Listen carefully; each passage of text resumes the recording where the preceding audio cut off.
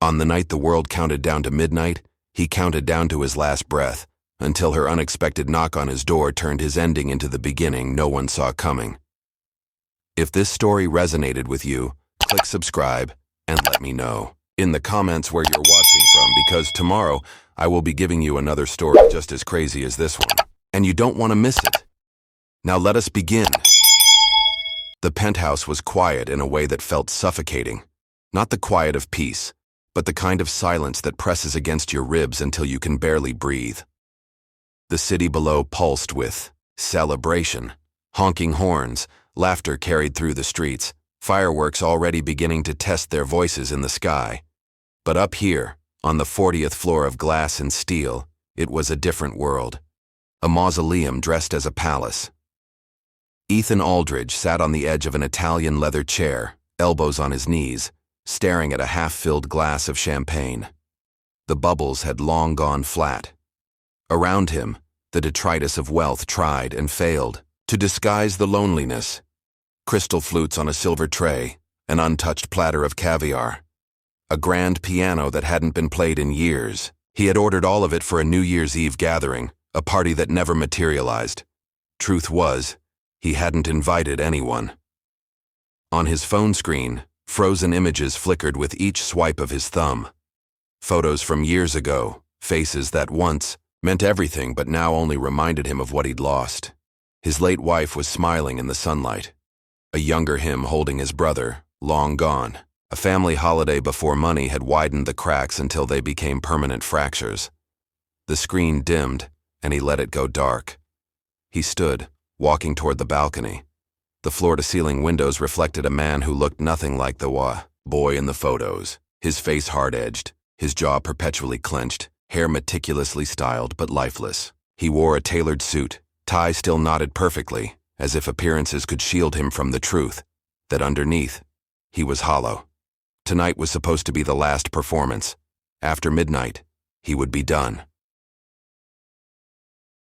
As he opened the balcony door, the winter wind rushed in, biting cold against his face. The city stretched out beneath him, glowing with anticipation, as if mocking his decision. The countdown was hours away, but his own countdown had already begun. Meanwhile, across town, a different world buzzed. The diner smelled of coffee, syrup, and sizzling bacon, the kind of warmth that wrapped around you whether you wanted it or not. It was small, just 12 tables squeezed into a rectangle of chrome and neon, but it carried a heartbeat. Lila Morales balanced a tray on one arm, weaving between customers with a practiced grace. A regular grumbled about his toast being too dark, and she flashed him a smile that diffused his irritation.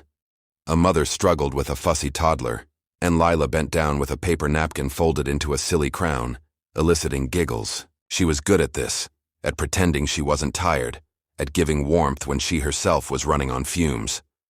But when she ducked behind the counter, the smile slipped. Her shoulders sagged. She checked her phone, saw no messages, and shoved it back in her apron pocket. She'd grown used to silence, from friends who drifted away, from family who didn't call. She had learned to keep moving, because if you stopped, the ache of it all caught up too quickly. The diner's owner offered to close early, but Lila waved him off. "I'll finish the shift." "Go enjoy your night," she said. Truth was, she had nowhere else to be. No party waiting. No one saving her a dance at midnight.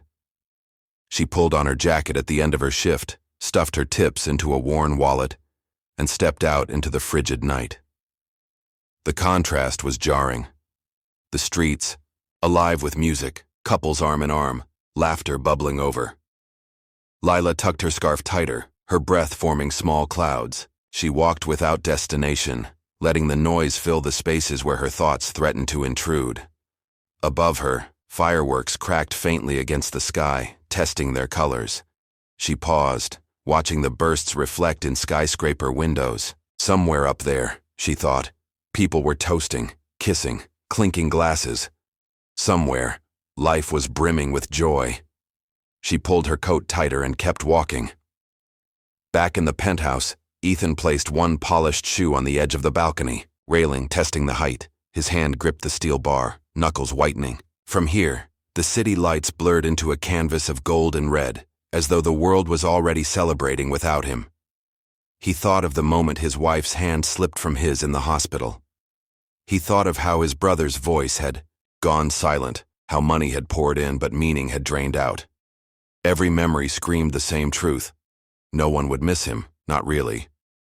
They'd miss the name maybe, the empire, but Ethan Aldridge, the man, had been forgotten long ago. A gust of wind tore at his coat, almost pulling him forward. He let it. For the first time in years, he felt something close to peace. Down below, Lila's path led her toward the very building where Ethan stood. She wasn't sure why she stopped there, staring up at its glowing crown. Maybe it was the way the penthouse balcony jutted out like a stage, lit against the night sky. Maybe it was fate. All she knew was that she couldn't look away. Up above, Ethan placed both feet on the railing. The countdown in Times Square flickered on every screen in the city. 1 hour until midnight. He exhaled, steady, and then, from the corner of his eye, movement. A knock, soft at first, then firmer. Someone at his door. Ethan froze. In the hallway, Lila shifted her weight nervously, hand still raised to knock again. She didn't know why she was here. Something had pulled her, something she couldn't explain. But she knew this much. The man inside was standing on the edge of something irreversible, and if she walked away, she might never forgive herself. Her breath clouded the air as she whispered, "Please, just open the door." Have you ever been in a moment where a stranger's presence changed everything? Could you believe fate sometimes pulls us exactly where we need to be? Share your thoughts in the comments. The knock reverberated like a crack in the silence. Ethan's body stiffened, hands gripping the icy railing, his balance tipping between two worlds, the one below, bursting with life, and the one above, hollow and ready to close. He turned his head slightly, expecting the sound to vanish, a figment of nerves, but it came again, sharper, insistent, 3 raps that refused to be ignored. A growl rose in his throat. Who in God's name? He had told security not to disturb him, had locked his phone away, had erased every possible interruption. Yet here it was, knocking. For a long second he considered ignoring it, finishing what he came to do, but something in the rhythm of the knocks unnerved him. Not professional, not rehearsed, hesitant, almost trembling, like someone desperate but uncertain. His feet found the floor again. His breath came in ragged bursts, cold air searing his lungs. With reluctant steps, he moved back inside, the glass door sighing shut behind him. When he pulled open the front door, he was met not by security or a courier, but by a woman bundled in a worn coat, her cheeks flushed from the cold, her scarf frayed at the edges. She looked out of place against the penthouse corridor's marble sheen, like someone who had wandered into the wrong world. Lila blinked at him, her hand still raised mid-knock. She hadn't expected him to answer. Her voice caught before she forced words out. Are you okay?" Ethan's eyes narrowed. "Excuse me?" His tone was sharp, almost dangerous. "You were—" She faltered, unsure if she should reveal what she'd seen from below. I thought you might need someone." The absurdity of it hit him like a slap. A stranger. At my door. Asking if I'm okay. He almost laughed, but it came out as a bitter scoff. "You shouldn't be here," he said coldly. "Whatever. You think you saw? It's none of your concern." But Lila didn't step back. Her fingers twisted the ends of her scarf, betraying nerves, but her gaze stayed steady. "If I'm wrong, tell me. If you're fine, I'll walk away. But I don't think you are." Silence stretched. The city's muffled celebration seeped through the windows, mocking the tension between them. Ethan's jaw worked as he tried to force words, but nothing came. Finally, he muttered, "You don't know anything about me." "No," she admitted softly. "But I know the look of someone standing on an edge." That landed. His chest tightened, breath sharp. He hated how precise her words were, hated how seen he felt. He took a step back, meaning to close the door, but something in her face stopped him. A flicker of recognition, of pain she'd worn herself. Against his will, he found himself speaking. "Why did you come here?" Lila hesitated. How could she explain the pull, the instinct she didn't understand herself? That walking past this building she had felt him up there, felt the heaviness like smoke spilling into the night. Instead, she said simply, "Because I couldn't not." Ethan's lips pressed into a thin line. He wanted her gone, yet his hand hadn't moved from the doorknob. A part of him, the part that had hovered over the railing, recognized that this was interruption by design, not accident. "You should leave," he whispered, more to himself than to her. "Then come with me," she countered. Her voice was firmer now, laced with urgency. "Anywhere. A diner, a walk. I don't care. Just don't stay up here alone tonight." His laugh this time was sharp, humorless. "You think you can fix me with a cup of coffee?" "I don't think it's about fixing," she said. "I think it's about not giving up before midnight." The words lodged in his chest. Before midnight. He glanced past her, down the hallway glowing with artificial light, then back at her flushed, determined face. She was ridiculous. She was intrusive. And yet, she had stopped him. "Why do you care?" he demanded suddenly, voice cracking louder than he meant. Her answer was quiet, almost swallowed by the hum of the building. "Because I know what it feels like to wish someone had cared enough to knock." Ethan froze. The air between them shifted, heavy with unsaid things. He saw it. Then, the shadow in her eyes, the weight she carried. She wasn't a savior swooping in with answers. She was someone who had been where he stood once upon a time. For the first time all night, his throat tightened with something other than anger. He stepped aside, just enough to let her in. Lila entered cautiously, eyes widening at the opulence.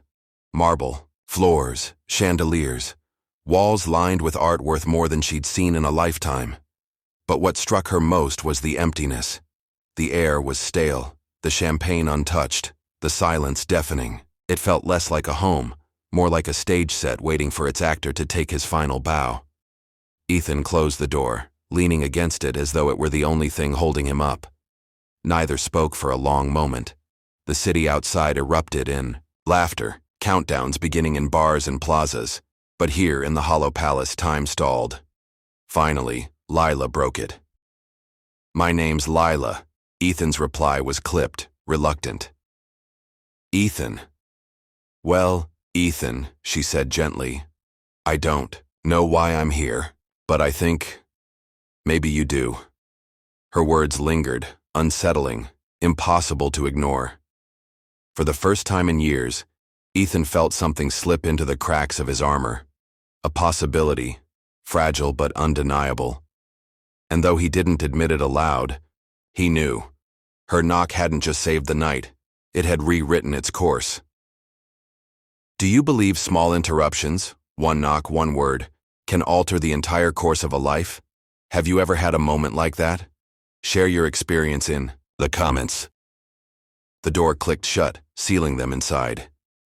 Ethan moved past her without another glance, his polished shoes tapping against marble, his body tense as though he'd made a mistake letting her in. Lila lingered by the door, unsure whether she'd been welcomed or tolerated. The chandelier above her hummed faintly, throwing fractured light across the room.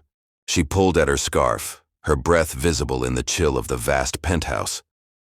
"You can sit," Ethan muttered finally, not looking at her as he crossed to the bar cart. "Or leave, doesn't matter to me." The contradiction stung, though. His tone was flat, practiced. He poured himself a fresh glass of champagne, the fizz loud in the silence. He didn't offer her any. Lila stepped cautiously toward a sofa, her eyes flicking over the untouched food spread. The piano. The lifeless perfection. It felt like a museum, beautiful but void of warmth. She lowered herself onto the edge of the sofa, her hands folded tightly in her lap. "You don't strike me as a man who throws parties," she said lightly, her voice a thread pulling at the silence. He smirked without humor. "That obvious?" The empty room kind of gave it away. For a flicker, something close to a smile ghosted his lips, but it vanished. He took a sip of champagne, eyes narrowing. "You should go, Lila. You did your good deed. Congratulations, you interrupted a mistake. Now go back to your diner life or wherever you came from." The words were sharp, deliberate. He wanted to hurt her enough to make her leave, but Lila leaned forward, her eyes steady on his.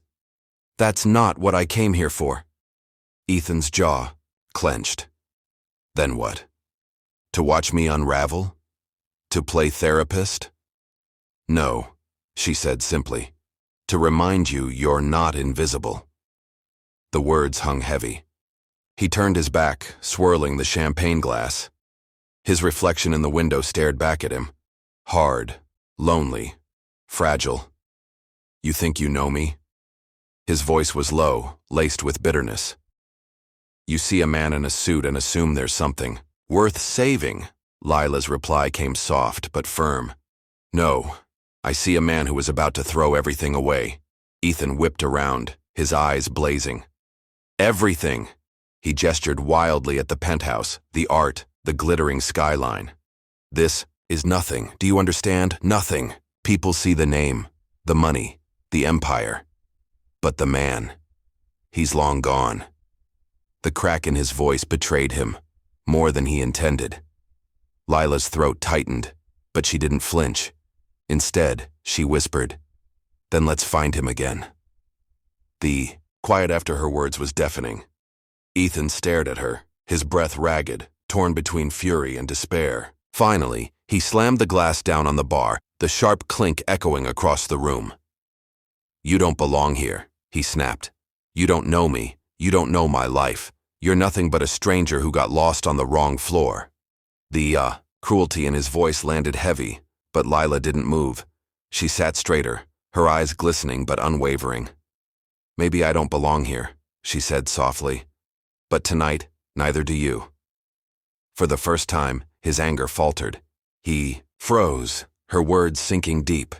But pride shoved vulnerability aside. He turned his back on her again, shoulders rigid. "You can't save me." "I'm not trying to save you," she replied. "I'm just not going to let you disappear without a fight." The conviction in her voice unsettled him more than any pleading could. He wanted to shout, to tell her to leave, but his throat locked. Somewhere inside, the truth throbbed. He didn't want her to go. Not yet. He pressed his hands against the window, forehead nearly touching the glass. Below, the city sparkled, alive and mocking. "You don't understand," he whispered, so low she almost missed it. "It's already too late." Lila rose slowly, moving closer but careful not to touch him. Her reflection appeared beside his in the glass, small, ordinary next to his tailored frame, but resolute. "It's not midnight yet," she said. Her words echoed what she had said at the door, tugging at him with an almost unbearable force.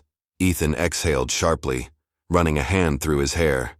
"You should leave," he repeated, but softer this time, a plea, not a command.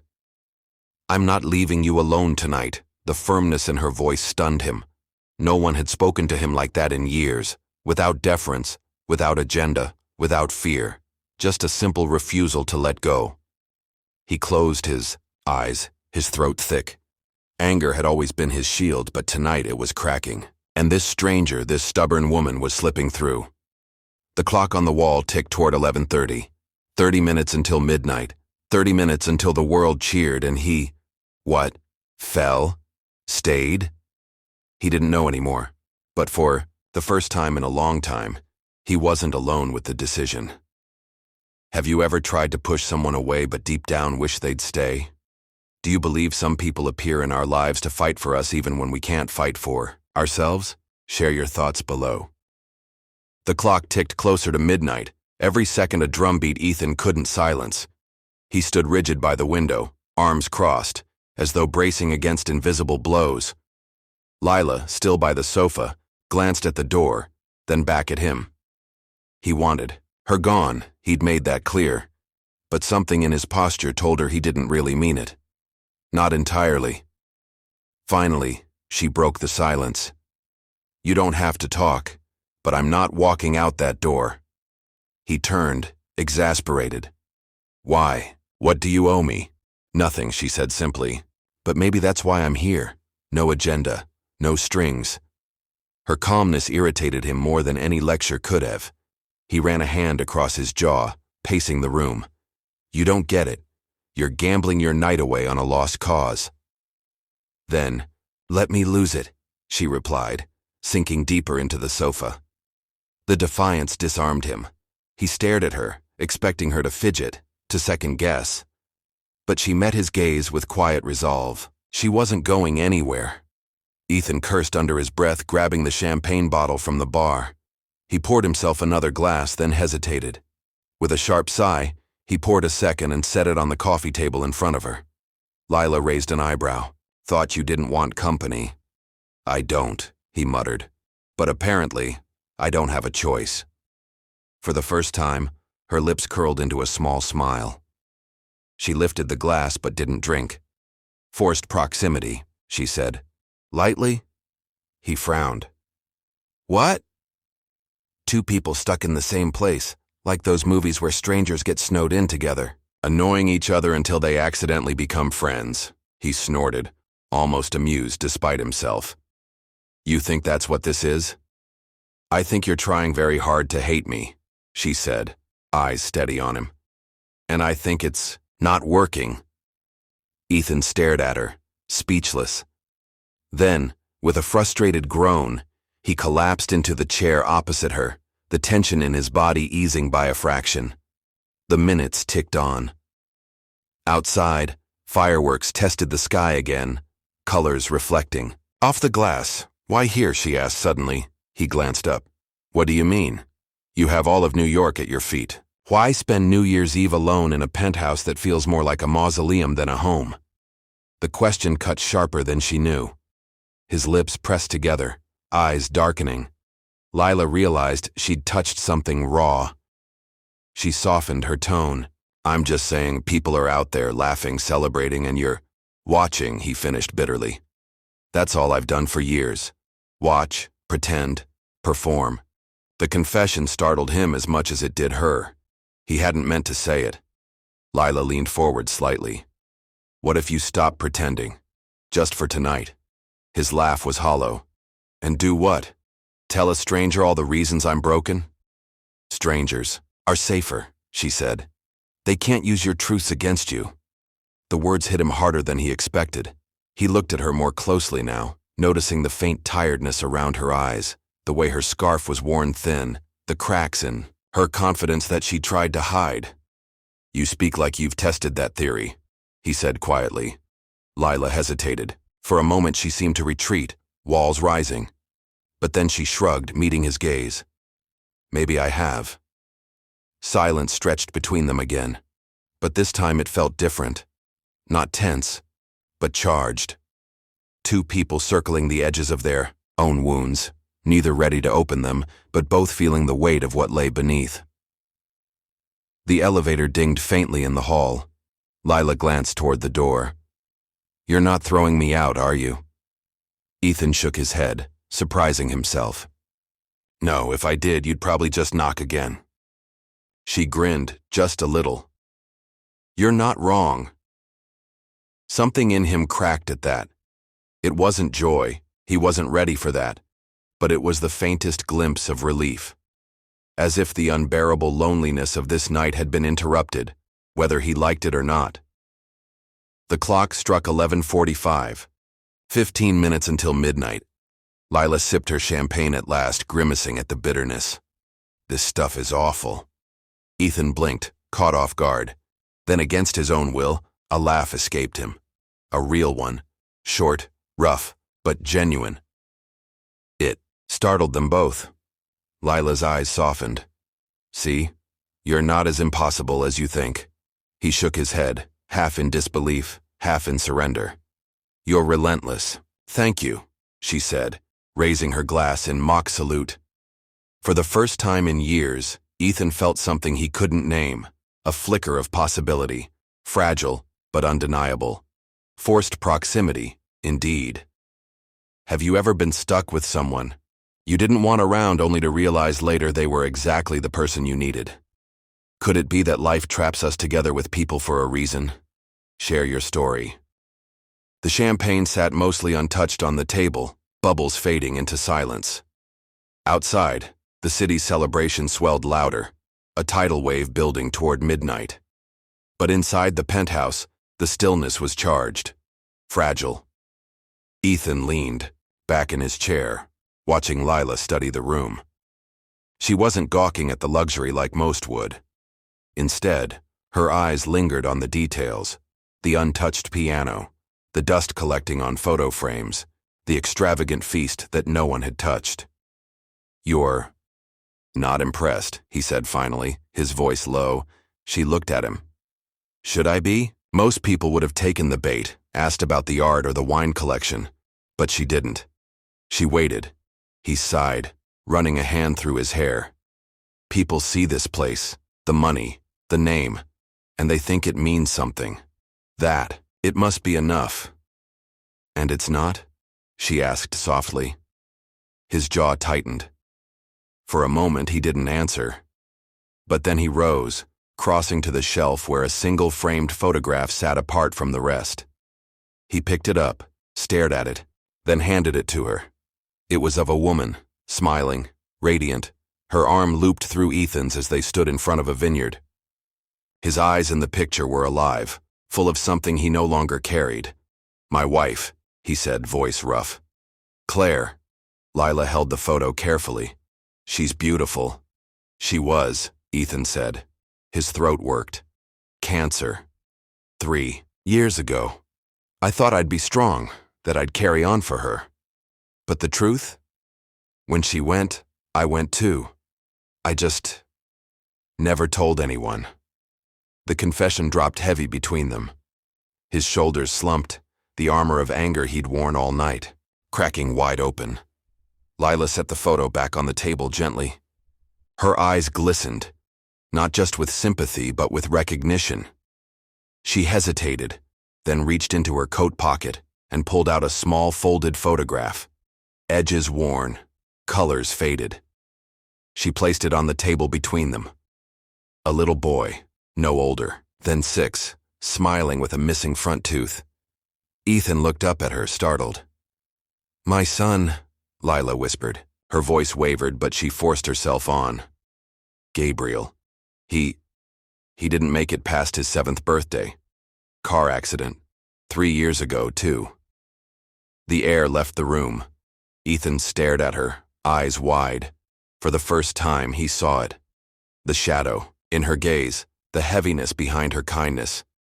She wasn't just some stubborn stranger who refused to leave. She was someone carrying a grief that mirrored his own. Lila looked down at the photograph, her fingers brushing the edges. "People think I'm strong because I smile, because I keep moving. But the truth is, sometimes I'm just trying not to drown." Her words trembled, honest and unpolished. Ethan's throat tightened. He leaned forward, resting his elbows on his knees, his voice breaking. "All this time, I thought no one could possibly understand, that I was alone in this." "You're not," she whispered. The clock ticked loudly, the city roaring outside, but neither of them noticed. Ethan let out a shaky laugh, more broken than amused. 2 strangers. On New Year's Eve. Both ghosts of who we used to be. Lila nodded slowly.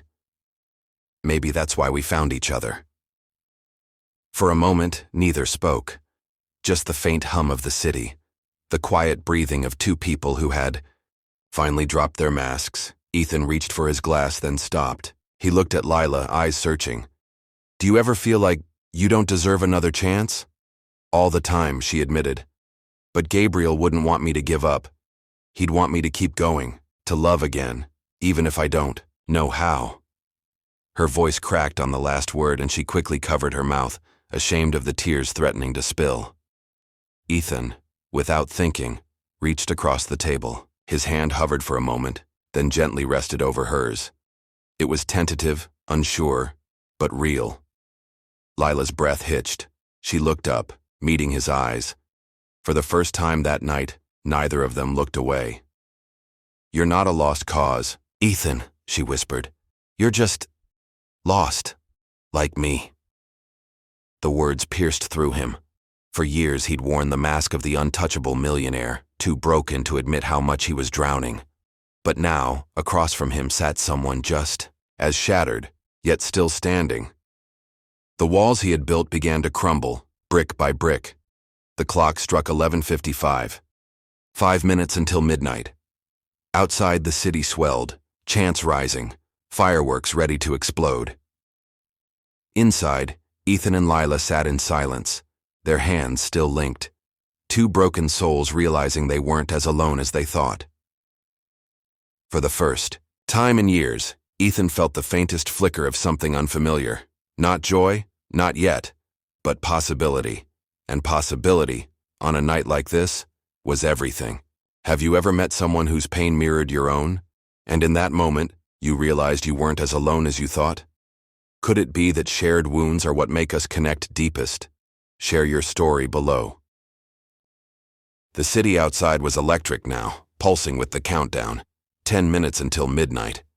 Cheers and music spilled through the night air, faintly audible even in the sealed penthouse. But inside, the world slowed. Ethan's hand still rested, over Lila's, tentative but firm enough that she didn't pull away. Their shared silence wasn't heavy anymore. It was grounding, like two people holding on in the middle of a storm. Finally, Lila let out a shaky laugh. "You know, I think this is the weirdest New Year's Eve I've ever had." Ethan raised an eyebrow. "Weirdest? You think this is normal for me?" She smirked faintly. "You had champagne and caviar set up for who? Your imaginary friends? For..." The first time, Ethan chuckled. It was small, rough, but genuine enough to catch him off guard. "Touché." The sound of his laugh did something to Lila. It softened her, let her see the man buried beneath the bitterness. She tilted her head. "There he is." "There who is?" he asked. "The man who existed before grief took everything," she said gently. His smile faltered, but he didn't retreat. He looked at her with quiet intensity, then sighed. "Claire used to say I was unbearable when I laughed. Too loud, too undignified. She loved it anyway." Lila's eyes softened. "Gabriel used to laugh so hard he'd hiccup. Drove me crazy, but I'd give anything to hear it again." They both fell silent, the weight of memory pressing between them, but instead of breaking them, it drew them closer.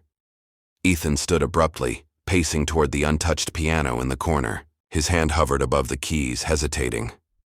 "Haven't played since she died." "Then maybe tonight's the night," Lila said softly. He glanced back, skeptical. "You think music can fix this?" She shook her head. "No, but maybe it can remind you what it feels like to be alive." The challenge in her eyes unsettled him, in a good way. Slowly, he sat on the bench. His fingers rested on the ivory keys, trembling. For a moment, nothing. Then a hesitant chord, another. Slowly, a melody formed, simple, unpolished, but aching with memory. Lila watched, captivated. The sound filled the penthouse, not with sorrow, but with something tender.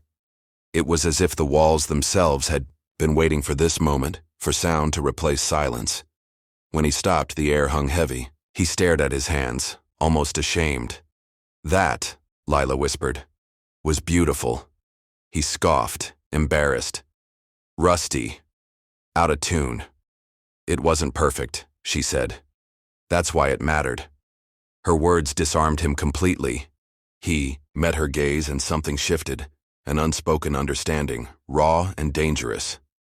To break the tension, Lila rose and wandered toward the table of untouched food. She lifted the caviar spoon, made a face, and set it down. Then she grabbed the untouched loaf of bread, tore off a piece, and tossed half to him. "Here," she said. "A midnight feast." He caught it awkwardly, blinking. "Bread? Out of everything?" "It's honest," she said with a grin. "Better than fish eggs." He laughed again, shaking his head. He took a bite, and for the first time in years, the food didn't taste like ash. The clock struck 11:59. Outside, the crowd roared, the countdown beginning. 10! Voices echoed through the city. Lila moved closer, standing beside him by the window. The skyline shimmered with anticipation. 9! Ethan's pulse quickened. He wasn't on the balcony railing anymore. He wasn't alone. He was standing with someone who knew his grief, his emptiness, and still stayed. 8! Lila glanced at him. You ready? For what? He asked, voice raw. 7. For a new year, she said softly. 6. He swallowed hard, throat tight. I don't know if I can be. 5. She reached for his hand, gripping it firmly. Then let me be ready for both of us. 4. Her hand in his was warm, steady. He clung to it like a lifeline. 3. For the first time in years, he didn't feel the urge to jump. He felt the urge to stay. 2. Tears pricked his eyes. He whispered almost to himself, Claire, Gabriel, 1. The city exploded in fireworks, color and sound washing over them. Ethan flinched, then turned toward Lila. She was smiling faintly, tears shining in her eyes, not of sorrow but of something else. Happy New Year, she whispered. Ethan's chest ached, but not from emptiness. For the first time since losing Claire, he felt possibility stir within him. Fragile, terrifying, alive. He squeezed her hand, his voice breaking. Happy New Year, Lila. The fireworks blazed above, but the true spark was between them. A fragile bond, born not from fixing each other but from daring to share the broken pieces. Do you believe broken people can help each other heal? Not by fixing, but by simply staying. Has someone ever held your hand at the exact moment you needed? At most, share below. The last echoes of fireworks faded, leaving the city wrapped in a haze of smoke and cheers. Ethan and Lila stood by the window, hands still intertwined, but something in the air had shifted. Too intimate, too fragile, too terrifying. Ethan pulled away first. He paced toward the bar, pouring himself another glass of champagne, though he had barely touched the first. His movements were sharp, almost defensive.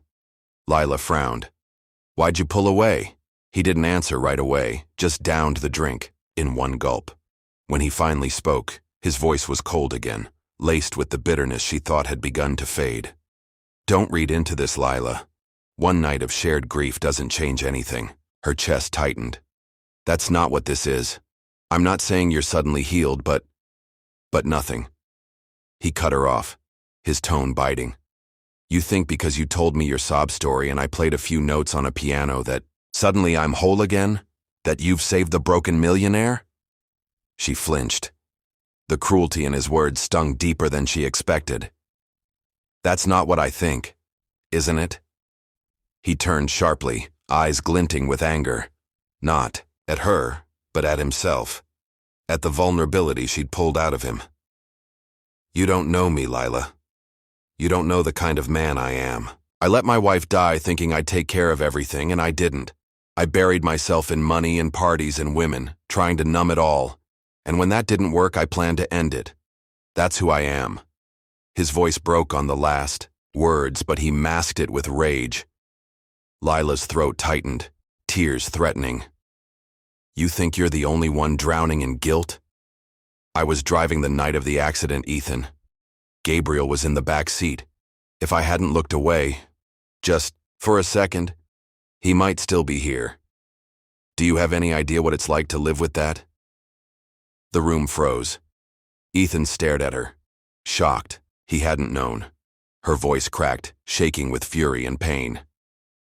I don't get to bury myself in champagne towers and penthouses. I have to wake up every morning in the same tiny apartment, with the same toy car still sitting on the shelf, where he left it, and I still get up. I still try. So don't you dare tell me I don't understand what broken is. Her tears finally spilled, raw and unguarded. She turned toward the door, grabbing her coat with trembling hands. Ethan's chest ached, but pride clamped down hard. Instead of stopping her, instead of reaching out, he muttered bitterly, Then maybe you should have stayed in that diner, tonight. Maybe you should have left me to finish what I started. The words hit like a slap. Lila froze, her back to him, shoulders trembling. For a moment it looked like she might collapse right there. But then she straightened, lifted her chin, and without looking back, walked out the door. The slam echoed through the penthouse, louder than the fireworks had been. Ethan stood in the sudden silence, breath ragged. His hands shook so badly he dropped the glass, shards scattering across the floor. "Idiot," he muttered to himself, voice breaking. He pressed his palms to his face, but it didn't stop the sting of tears. He had opened his chest for the first time in years, let someone touch the part of him he had buried deepest, and then he'd destroyed it. Because that's what he did. That's who he was. A destroyer. He stumbled toward the balcony, the night air rushing over him like a cruel reminder. The railing loomed again, familiar, almost welcoming. But he didn't climb. Not yet. His body shook with the pull, but something stopped him, the memory of Lila's hand gripping his, steady as the city counted down. The way she'd said, "Then let me be ready for both of us."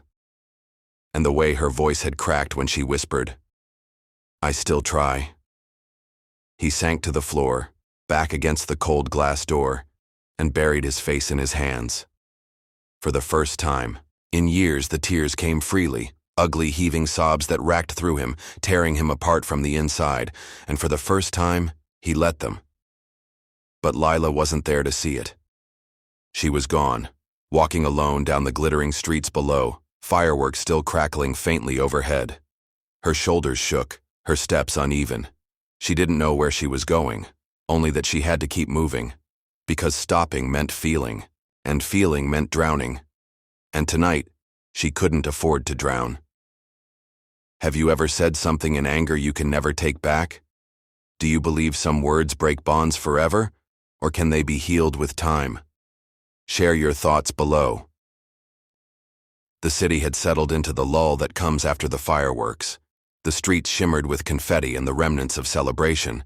But for Ethan and Lila, the night had split wide open. Ethan sat slumped on the cold marble floor of his penthouse, glass shards scattered around him like the wreckage of everything he had just destroyed. His reflection in the window stared back at him, gaunt and hollow, but different now, because he could no longer hide behind the numbness. Her words had pierced him. "I still try." He whispered it to himself, voice trembling. She still tries. He thought of Claire, of promises broken.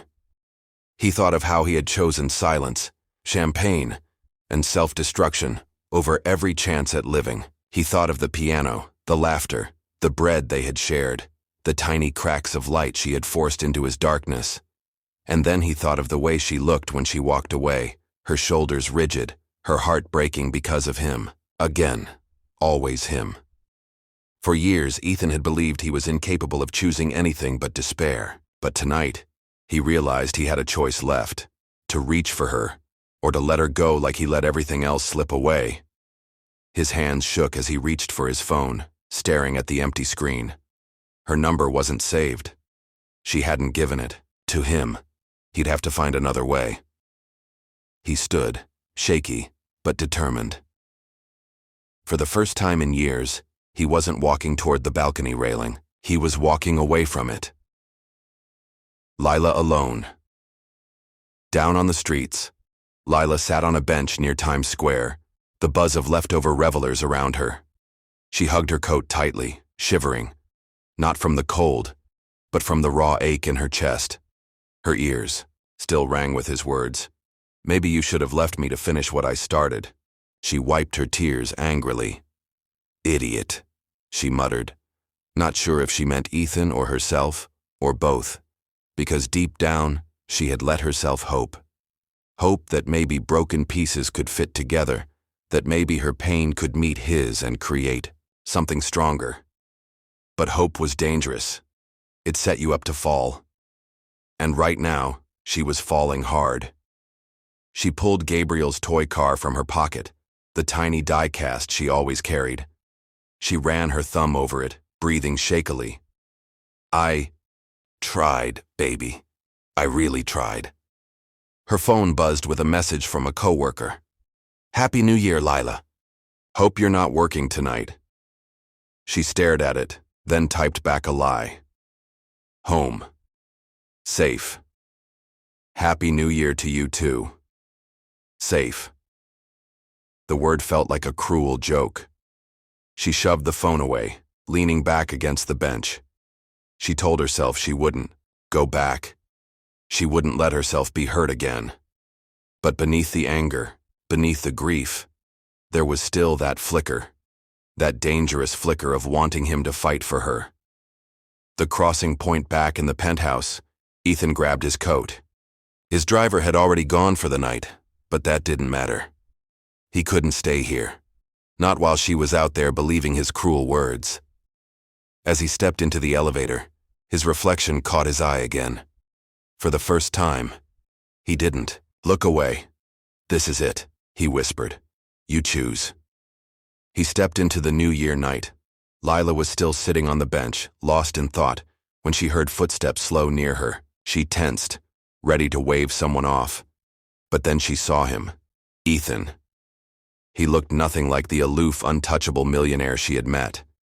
His coat hung loosely, his eyes were red, and his face was raw with something close to desperation. He stopped, a few feet away, hesitant, like approaching her might shatter her all over again. "Lila," her chest tightened. "Why are you here?" "Because if I let you walk away tonight," he said, voice cracking, "then I'll lose the only thing that's made me feel alive in years, and I won't let that happen." Her eyes burned. "You already said what you really think of me." He shook his head violently. "No. What I said was what I think of myself. A coward, a failure, someone not worth saving. But you—" His voice broke, and he stepped closer. "You're the only reason I didn't climb that railing tonight. You're the reason I played again, laughed again, breathed again." Lila's hand clenched around Gabriel's toy car in her pocket. She wanted to believe him, but belief was dangerous. "And what if tomorrow you wake up and decide you were right the first time?" Ethan's jaw tightened. He stepped closer, his voice trembling but certain. "Then tomorrow, I'll choose again. And the day after. And the day after that. I don't know how to promise forever, Lila, but I can promise right now. And right now, I choose you." Her breath caught. The city buzzed around them. Strangers laughing, cabs honking, neon lights flickering. But it all blurred. All she saw was him, standing in the wreckage of his pride, asking her to believe. Her tears spilled. But this time, they weren't only grief, they were release. Slowly, she whispered, "Then maybe I'll choose you too." The words trembled in the air, fragile, but real. Ethan's shoulders sagged with relief. He took one cautious step closer, then another, until he was standing right in front of her. He reached out, tentative, and when she didn't pull away, he brushed a tear from her cheek. For the first time that night, both of them allowed themselves to breathe. Do you believe love is a single choice, or a choice we have to make over and over again? If you were Lila, would you trust Ethan's promise? Share your thoughts in the comments. The first dawn of the new year crept slowly across the city, painting the skyline in pale gold. The streets below were littered with the aftermath of celebration, discarded hats, empty bottles, glitter clinging stubbornly to the pavement. But, up in Ethan's penthouse for the first time in years, there was quiet that didn't feel empty.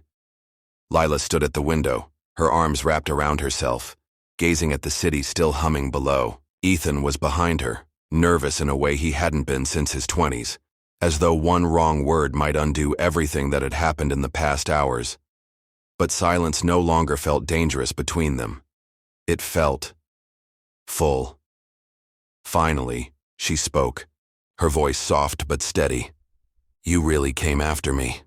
Ethan's chest tightened. He stepped closer. "I told you, I'm done letting things slip away." Her lips curved faintly, but her eyes were serious. "I don't need a hero, Ethan. I don't need a millionaire to fix my life. I need someone who doesn't give up." He swallowed. Hard, guilt and determination battling in his chest. "Then let me be that man. Not because I'm rich, not because I'm desperate, but because with you, I don't want to quit. Not anymore. Her gaze flicked to the balcony, the very place she had found him ready to end it all. The memory made her shiver. When I knocked on your door last night, I didn't think we'd be standing here like this. Alive. Talking. Choosing. He followed her gaze, his stomach twisting. Slowly, he moved toward the balcony door, pushing it open. The cold morning air rushed in, but it no longer carried the same lure of escape.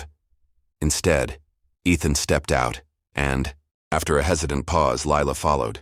They stood together side by side, looking over the edge. He faltered, his hand clenching the railing. Then he exhaled, speaking with raw honesty. But you knocked, and you didn't stop knocking. You reminded me there's something worth holding on to, maybe even someone. Lila slipped her hand into his. Her fingers were small, cold, but strong. And you reminded me that trying doesn't mean failing, that maybe I don't have to carry Gabriel's memory alone. The city stretched out before them, the morning light slowly brightening. They stood in silence, but this time it wasn't heavy, it was healing. After a while, Ethan turned to her, his voice hushed. Stay. Not just tonight, not just until the sun's fully up. Stay. In my life. Please. Her eyes filled with tears, but her smile trembled through. I'm scared. So am I, he admitted.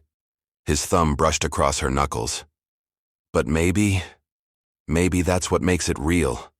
She looked at him for a long moment, searching, testing, and finally, she nodded. Okay. I'll stay. Relief flooded him so deeply his knees nearly buckled. He pulled her gently against him, holding her like she was something fragile, but also the only thing tethering him to earth. And in that embrace, under the pale glow of a brand new year, something inside them both began to mend. Later that morning, the penthouse felt different in daylight. The same cold marble, the same towering windows, but it no longer echoed with emptiness. Lila sat at the piano, her fingers fumbling awkwardly over keys she didn't know, laughing when the sound came out discordant. Ethan, leaning against the bar with coffee instead of champagne, watched her with something close to awe. You're terrible, he teased softly. She grinned, eyes sparkling. Teach me then. So he did. He sat beside her, guiding her hands over the keys. The music that filled the room was clumsy, uneven, but it was alive, and as they played together, something unspoken passed between them, a promise of shared mornings, shared failures, shared beginnings. 1 year later, Times Square was alive again. A million lights, a million voices counting down to another year, but Ethan wasn't on a balcony, and he wasn't alone. He and Lila stood in the crowd, bundled in coats, holding each other close against the cold. She held Gabriel's toy car in her pocket, and he wore Claire's watch on his wrist. Both mementos, both wounds, but now also reminders of how far they'd come. 5, 4, 3. The crowd roared, confetti poised to fall. Lila leaned close, whispering over the noise. You know, a year ago you almost ended it all. Ethan kissed her forehead gently. And a year ago you knocked. That was the beginning. The countdown reached its climax. 1. Happy New Year. And as the fireworks exploded, Ethan and Lila kissed, not to drown out the noise of the world, but to join it. They weren't healed completely. Maybe they never would be, but they were living, loving, trying, together. And that was enough. Do you believe timing is fate? That people come into our lives at the exact moment we need them? Or do we choose to see meaning in the moments that save us? Share your heart in the comments. Thank you for watching this story to the end. If you enjoyed this story, you will surely love the next one. It's as crazier and more intriguing as you can ever imagine. So do check it out. Click on the image showing on your screen right now to watch the next one.